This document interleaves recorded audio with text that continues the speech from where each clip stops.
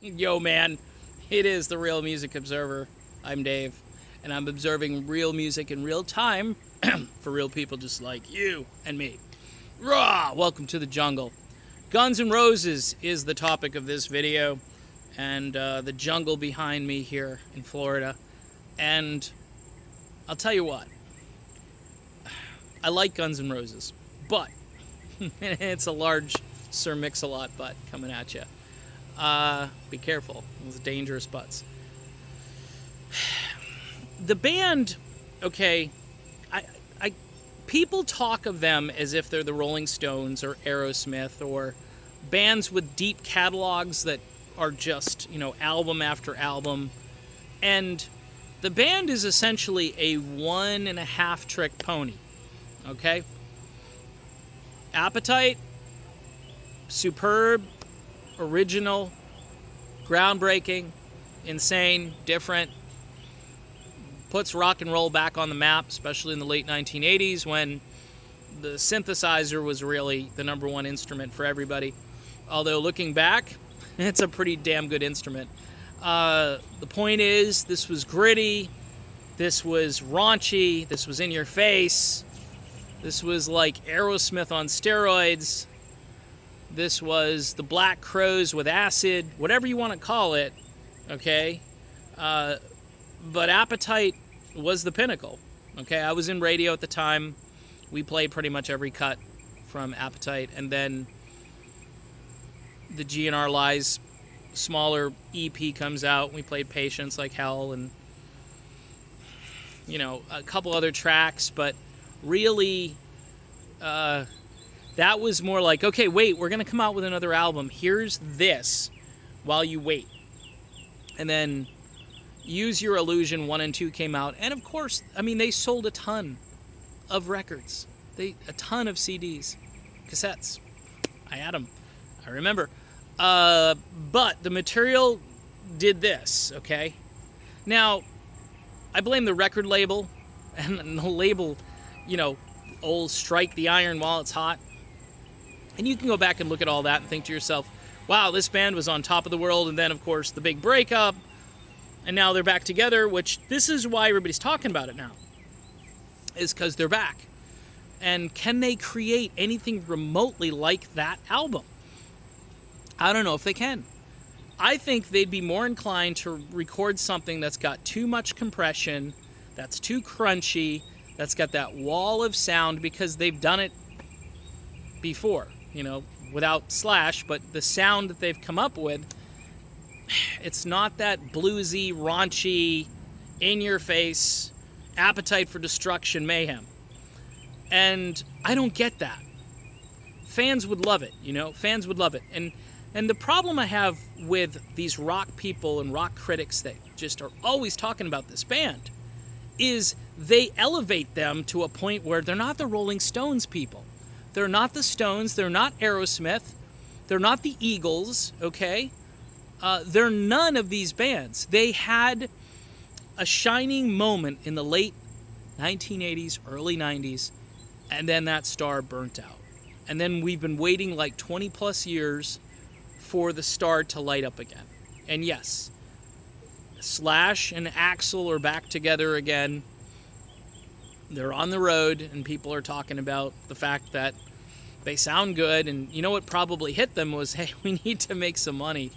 We're not making the money we used to. And I guess the whole point of this video is to say a band needs more than 1.5 albums in their catalog to really be considered truly one of the great bands of all time. Now, you could go down the list of one-trick ponies, bands that came out with one album and split, or their sophomore effort sucked, and then, what band really comes to mind? Remember the Knack, My Sharona? One-trick pony. They tried. You can look at, like, Good Girls Don't, some of the other tunes that came out afterwards. But Rolling Stone, I think, proclaimed the Knack as, like, the new wave Beatles. They had all kinds of things talking about how the Knack was the greatest band ever. And they couldn't live up to their first album. And then, down. Now, they're great for nostalgia. They're great for 80s nostalgia shows and, commercials and so forth, but they're not one of the truly great bands of all time. And I like Guns N' Roses. I would elevate them higher than a band like the Knack because they're just better.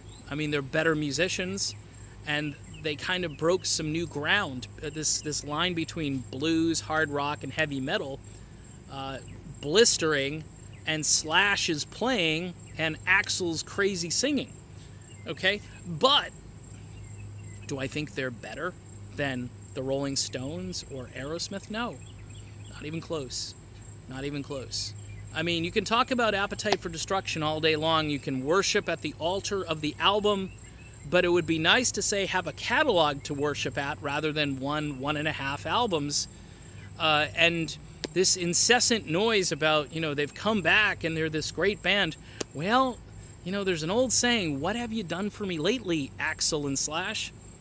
Well, it's good that you're back together again touring, but what about a new album that actually builds on the success of that first album? It's never happened. The Patience and the Lies thing was just to get you to the next album, which was Use Your Illusion 1 and 2. And some people think that's a master, just a great album.